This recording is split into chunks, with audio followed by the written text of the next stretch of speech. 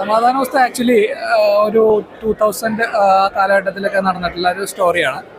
അതുകൊണ്ട് തന്നെ ഞങ്ങൾക്ക് ഭയങ്കരമായിട്ട് ഇഷ്ടമാവും, ഞങ്ങൾക്ക് കണക്റ്റ് ആവും ആ ഒരു സമയത്ത് സ്കൂൾ ലൈഫ് ഉണ്ടായിരുന്ന ആളുകൾക്ക്.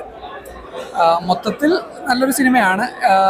യങ്സ്റ്റേഴ്സിനെ വാച്ച് ചെയ്യാൻ പറ്റുന്നതും കുറച്ച് അറിഞ്ഞിരിക്കേണ്ട കുറച്ച് കാര്യങ്ങളാണ് പാരൻസൊക്കെ. അപ്പോൾ അങ്ങനത്തെ ഒരു ജോണറിൽ ചെയ്തിട്ടുള്ള ഒരു ചെറിയ സിനിമയാണ്. അത് അടിപൊളി പടം, ഒന്നും പറയാനുള്ള. കോമഡിയൊക്കെ നന്നായിട്ട് വർക്കൗട്ട് ചെയ്തിട്ടുണ്ട്. നല്ല എന്തായാലും മസ്റ്റ് വാച്ചാണ്, എന്തായാലും കാണേണ്ട പടമാണ്. ഇടില്ല പടം. എടുത്തു പറയാനായിട്ട് പഴയ കാലത്തിനെ പറ്റി പറയാനാണ്. പഴയ കാലത്ത് ഇന്റർനെറ്റ് ഇല്ലാത്തതിന്റെ ബുദ്ധിമുട്ടുകൾ അനുഭവിച്ചതിനെ പറ്റി പറയാനാണ്. ഓരോ ഇത് ഒപ്പിക്കാനായിട്ടുള്ള തിരക്കിന്റെ ഇടയിൽ ആ ഒരു സംഭവം എനിക്ക് പടം നല്ലതാണ്. നല്ല കോമഡി മൂവിയാണ്. ഫസ്റ്റ് ഹാഫൊക്കെ ഫുൾ കോമഡിയാണ്. പഴയ കാലം കാണിച്ചു തരുന്നതൊക്കെ നല്ല അടിപൊളിയായിട്ടുണ്ട്.